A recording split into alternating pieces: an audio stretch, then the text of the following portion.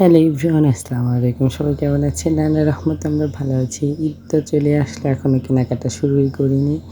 শেষ করব কীভাবে, তাই ভাবলাম একটু কেনাকাটা করতে হবে। এটা দিয়ে ফার্স্ট থেকে ঘুম থেকে উঠে আর কি খাওয়ানো শুরু করে দিয়েছিলাম। আজকে খাওয়াইতে খাওয়াইতে তাদের গ্রামে বের করে নিয়ে আসছি। দুই ভাই বোন খাওয়ানো নিয়ে প্রচুর পরিমাণে বিরক্ত করে, এই জন্য আর কি আজকে গাড়ি দেখাইতে দেখাইতে খাওয়াচ্ছিলাম। এই তো দুই ভাই বোনের খাওয়ানো শেষ করে তারপরে ওর আবার প্রাইভেট শেষ হয়েছে, আর এদিকে আমরা রেডি হয়ে নিয়েছি ৩ মাইল প্রতি যাওয়ার জন্য। আজকে ফার্স্ট থেকে নিয়ে যাবো, ফারহানকে রেখে যাবো নানু বাড়িতে। দুইজনকে নিয়ে যাওয়া সম্ভব না মার্কেট করতে, আর মার্কেটে এখন অনেক ভিড়, এর ওরা তো প্রচুর পরিমাণে বিরক্ত করে। ফার্স্ট থেকে নিয়ে যাব, এইটাই যে বড় সমস্যা হচ্ছে। ও এমনিতেই বিরক্ত করে, আর সব কিছু দেখে তো আরও বিরক্ত করবে, ওটা নেবো ওটা নেবো, না দিলে ও কান্না করবে। তারপরেও ওকে না নিয়ে আর পারতেছি না, কারণ ও কারো কাছে থাকতে চায় না, ও কান্না করে সব। এই তো দুই ভাই বোন রেডি হয়ে আর কি দোল খাচ্ছিল। ফারহান দাঁড়িয়ে দাঁড়িয়ে আর ফারিস্তা পেছন থেকে ধাক্কা দিচ্ছিল। ফারহানের আব্বুর গাড়ি বের করা দেখে ফারহান দোল খাওয়া তো দূরের কথা, একে দৌড়ে তেলে যাচ্ছিল ওর আব্বুর কাছে। এইদিকে ওর দাদি মার্কেট করা টাকা দিচ্ছিল আমাদের।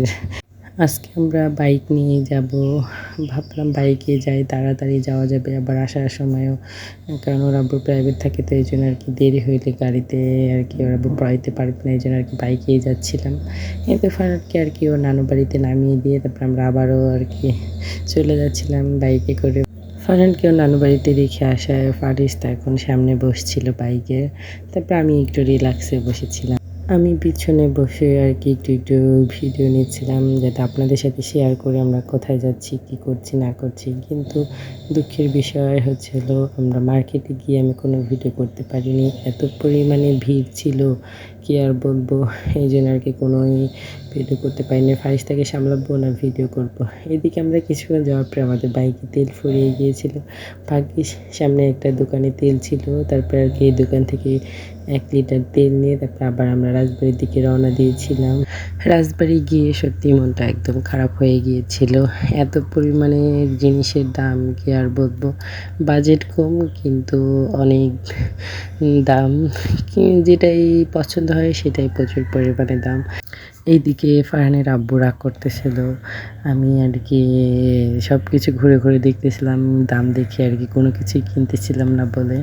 আমাদের মতো যারা মধ্যবিত্ত, না পারে আশা পূরণ করতে, না পারে ইচ্ছা পূরণ করতে, শুধু ইচ্ছাগুলোই থেকে যায়, আশাগুলোই থেকে যায়, সব ইচ্ছা কখনোই পূরণ হয় না। মনে মনে কত ইচ্ছা করি, কিন্তু সব ইচ্ছা কি পূরণ হয় জানি না, আল্লাহ কবে আমাদের সব ইচ্ছাগুলো পূরণ করবে। তারপর আল্লাহর কাছে হাজার হাজার শুকরিয়া, আল্লাহ যেটুকু দিয়েছে সেটুকুই আলহামদুলিল্লাহ। আমাদের থেকে তো অনেক মানুষ আরও খারাপ আছে, তখন ভাবি আল্লাহ তো আমাদের এইটুকু দিয়েছে, অনেকে তো এইটুকু দেয়নি। এই তো তারপরে কেনাকাটা করে আবার ফারহানের নানি বাড়িতে গিয়েছিলাম, ফারহানকে রেখে গিয়েছিলাম ওইখানে, এই জন্য ওকে আবার আনতে। অনেক কথাই বলে ফেললাম আজকে, মনের ইচ্ছাগুলা, মনের কথাগুলা, সব কথাগুলোই বলতে ইচ্ছা করে, কিন্তু সব কথাগুলো কি আর বলতে পারি। এই তো বাড়িতে এসে আমাদের পুকুর কাটতেছে বিকু দিয়ে, দুই ভাই তো সামির আর ফারহান তো পাগল হয়ে গেছে বিকু দেখে, তা পুকুরের মধ্যে নেমে পড়েছে, এখানে কাদা মাটি ধুলাবালি দিয়ে এখন গা গোসল মাখাবে। এদিকে আমি বাড়িতে এসে গোসল করে তাড়াহুড়া করে আবার ফার্স্ট থেকে হাত মুখ ধুয়ে দিয়েছিলাম, দুই ভাই বোনকে খাওয়া দাওয়া করাইলাম। এই তো আজকে রান্নাবান্না ভাবছি করবো না, ও দাদি করবে। আজকে ওর আব্বু বাহিরে ইফতার করবে, তো এই জন্য আর কি তেমন কিছু বানাবে না, শুধু ভাত তরকারিগুলো রান্না করবে। এই জন্য আর কি ওদের পিস পিস আর কি ঘুরে বেড়াচ্ছিলাম, ওরা কি দুষ্টুমি করে আর কি দেখতেছিলাম বসে বসে এইখানে, আর বিকু দিয়ে মাটি কাটাকে দেখতেছিলাম। আলহামদুলিল্লাহ ঈদে শপিং যেটুকু করেছি আলহামদুলিল্লাহ। কারা কারা ঈদে শপিং করা শেষ হয়ে গেছে? আমাদের একদিনে ঈদে শপিং করা হয়ে গেছে।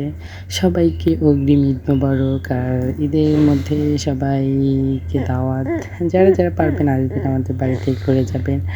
ভিডিওটা এই পর্যন্ত, কি সবাই ভালো থাকবেন, সুস্থ থাকবেন। নেক্সট কোনো ভিডিওতে আপনাদের সাথে আবার দেখা হবে। আল্লাহ হাফেজ।